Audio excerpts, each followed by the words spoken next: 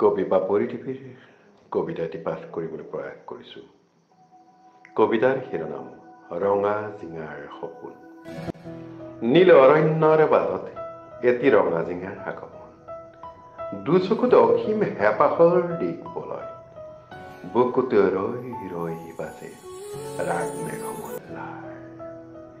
হৃদয়ৰ কেনভাছত একোকে ভাল পোৱা, অস্তৰ আগত ফুলিল সপোন পলসুৱা। বন্ধুত্ব, প্ৰেম, আত্মিকতা, প্ৰত্যাখ্যান, ভাল লগাবোৰ ভাল হৈয়েই থাকক। এনেকৈ ৰঙা জিঙাই বাট হেৰুৱাই, হেলুৱৈ ধৰা বুকুৰ তেজৰঙী আশাবোৰে সপোন দেখুৱাই। নৈ পৰুৱা পচোৱা বতাহজাকত এৰি থৈ নীল অৰণ্যৰ মায়া, অস্তাচলৰ হেঙুলীয়াত বিচাৰি লয় বুকুৰ শুভ সন্ধানী ঠিকনা। ধন্যবাদেৰে অভিনৱ কাশ্যপ।